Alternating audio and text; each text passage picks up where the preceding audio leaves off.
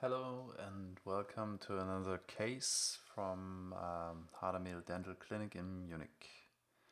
Well, today I want to show you a special case where we are supposed to replace central incisor. So when we have a look at this image, it's the right central incisor by an implant.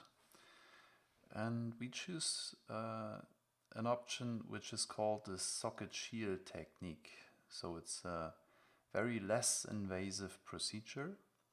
And if we have a look at the next pictures, so we start with our planning procedure. That means we need a three-dimensional X-ray image.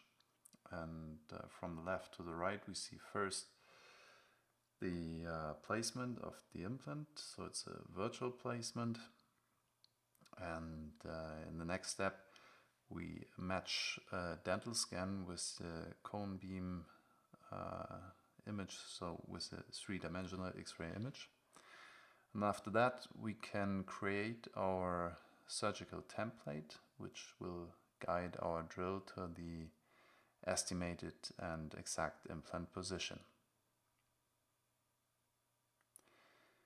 In the next step, we are supposed to remove the tooth, and in that case the tooth has to be removed because of fracture of the root.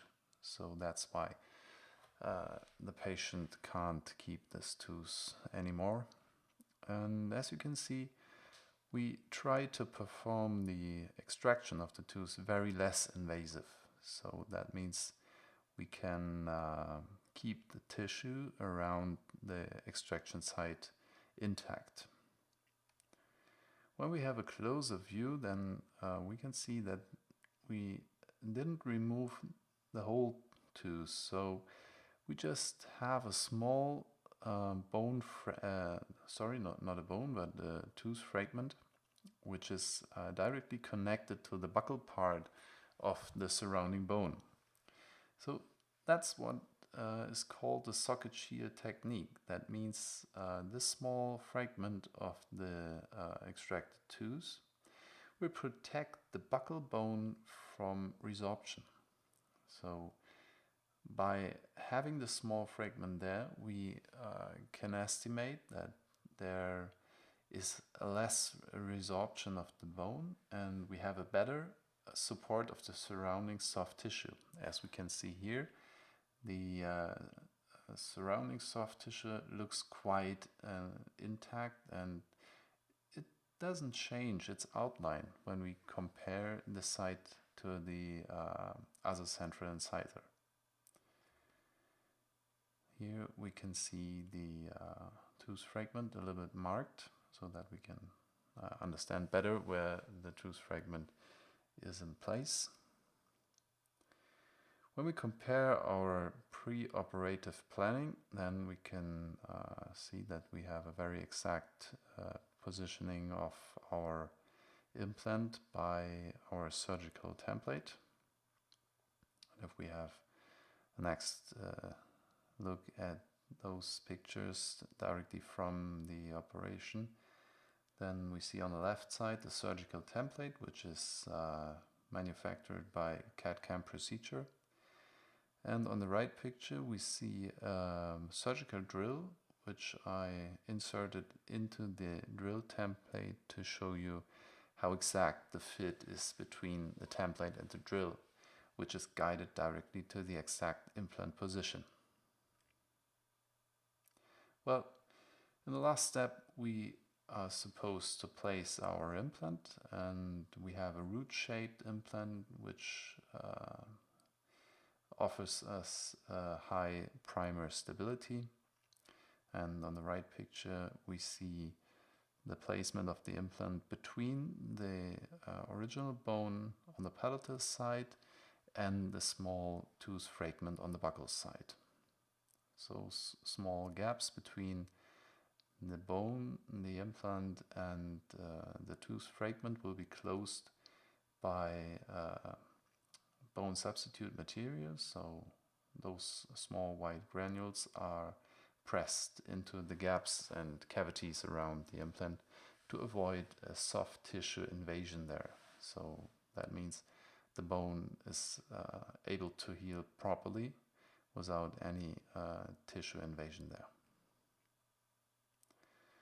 Well, immediately after the implant placement, we are supposed to offer a temporary solution to our patient. So in this case, we just glue the old crown to the neighboring teeth, and that's how the patient can be for at least the next 3 months until we can use the implant as a support for the implant supported crown. Well, finally, to achieve high aesthetic result, it's necessary to have a very good dental technician. So in that case, Gianluigi created his masterpiece. So we do not have, in this case, a very young patient. So that means that the tooth are stained and we have some small cracks and crackles in the surface of his original teeth, and those surface defects and staining have to be copied to the ceramic work, and I guess in that case we have a very, very nice result. And when we have a look at the implant side, that's 3 months after surgery, we see a proper healing. We have very sound soft tissue surrounding the implant. And when we have a look at the outline of the gum, then we do not see any kind of recession or any kind of soft tissue defect there. It looks quite nice, and it's a natural result. The last two pictures show you the results. So on the left side, we see the connection between the implant and the all ceramic crown, which is called the abutment. It's also made of zirconia ceramic. And on the right side, we see the implant-borne restoration directly after insertion. So, and I guess in that case, we have a very nice result for our patient. Well, thank you very much for your kind attention, and see you at the next case.